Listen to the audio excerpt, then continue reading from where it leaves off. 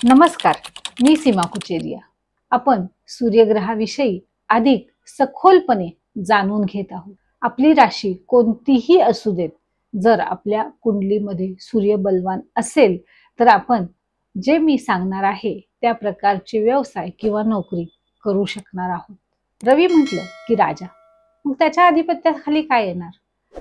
अधिकार पदावरची नोकरी, ती सरकारी असू देत किंवा खाजगी असू दे, ज्याच्यामध्ये आपल्याला अधिकार मिळणार आहे अशा प्रकारची नोकरी ही रवीच्या आधिपत्याखाली येते।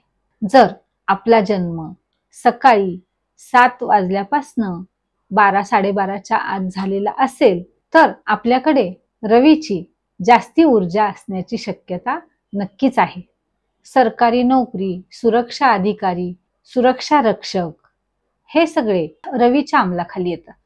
ज्यांचा रवी चांगला आहे ते व्यवसायाचा विचार केला तर वडिलोपार्जित व्यवसाय, औद्योगिक व्यवसाय, वैद्यकीय व्यवसाय, औषधे, रसायने, माणिक, प्रवाळ इत्यादी रत्नांचा व्यवसाय, खाद्यपदार्थ आपल्याला ऊर्जा देतात।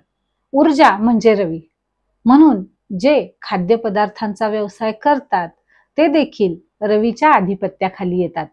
जर रवी मित्र राशीत असेल तर तो आपल्याला अधिकार पद तर देतोच, त्याचबरोबर प्रतिष्ठा आणि कीर्ती देखील प्राप्त करतो। परंतु तो जर शत्रू राशीत बसलेला असेल, अशा प्रकारच्या व्यवसायामध्ये रवी नुकसान देण्याची शक्यता असते। जर आपण वरील प्रकारचे व्यवसाय करीत असाल आणि त्यामध्ये आपल्याला वारंवार नुकसान भोगावे लागत असेल तर आपली कुंडली आपण ज्योतिषांना दाखवून घेणे हे अत्यंत गरजेचे आहे।